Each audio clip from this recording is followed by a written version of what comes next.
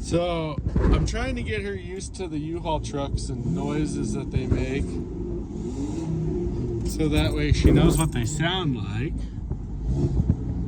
so she's not scared when people bring them back at night. But she definitely, I pulled up right here. She was gonna bark. I opened the door, and then she had to come inside. She wanted in the truck. And no matter what I said, she was coming in the truck. Weren't you, little one?